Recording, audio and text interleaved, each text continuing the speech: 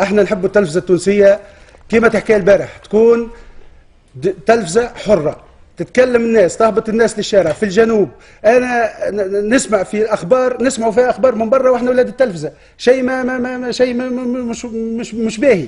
اليوم احنا في الاجتماع نتاعنا توجهنا ببيان، نحب بكل صراحه نقراه البيان هذايا لانه مهم، الشعب التونسي لازم يسمعوا والناس الكل تسمعوا.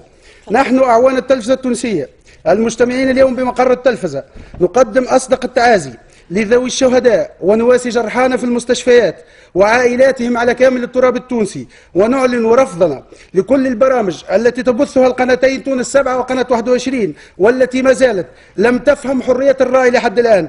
كما ندينه تمرير التلفزة الملف المقدم يوم الخميس مساء بوجوه تلفزية أرادت أن تدرسنا معنى الإعلام، لذلك ندينها ونعتبرها مرفوضة تماما من الشعب التونسي نتيجة صلتهم الناس هذم بشخصيات مرتبطة ارتباطا وثيقا بالفساد. كما ندين ما تبثه حاليا التلفزة التونسية من ظواهر ابتهاجية ودماء الشهداء لم تجف بعد، والتي لا تزال تسيل إلى حد الآن في الشوارع. المعلومات اللي عندنا ما زالت ناس في الشوارع قاعدة تموت. كما نعلم شعب تونس العظيم أن المسؤولين القائمين على التلفزة التونسية لم يقطعوا بعد مع الصيغة المعمول بها سابقا في عدم حرية الرأي.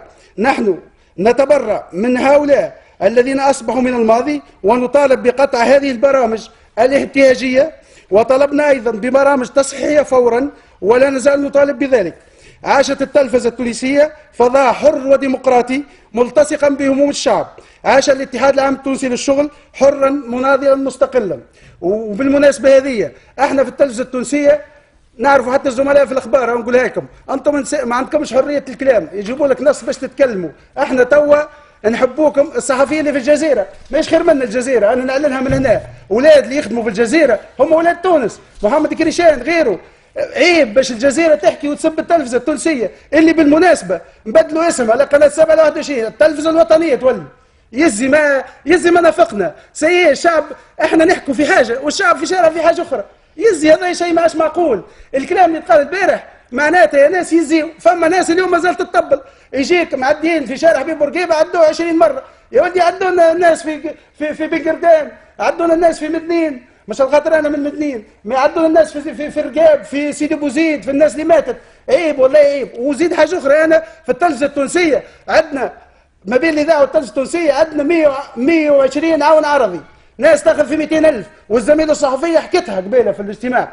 ايه براو تحب واحد يخدم 200 شهريه 200,000 وتكون وضعيته ينجم يتكلم ينجم يعبر، اللي هو زيد الكبت على حريه التعبير، وزيد فلوس ما عندوش. فما شكون ما عندوش باش يطلع في الكار، فما شكون معناتها ما عندوش باش ياكل. عيب هذايا. توا يا خويا الناس كلها لازم تفيق، ما عادش الكلام هذايا القديم. اليوم اولاد التلفزه يا شعب تونسي نعتذر منكم، احنا كاولاد التلفزه الكل نعتذر اعتذار شديد على الشيء اللي كان يتعدى، ونطالب بالتلفزه التونسيه، نطالب الرئيس المدير عام، نطالب وزير الاتصال بترسيم الناس الكل اللي موجوده في التلفزه، ونطالب باعلان الحداد في التلفزه التونسيه وتغيير اسمها للتلفزه الوطنيه.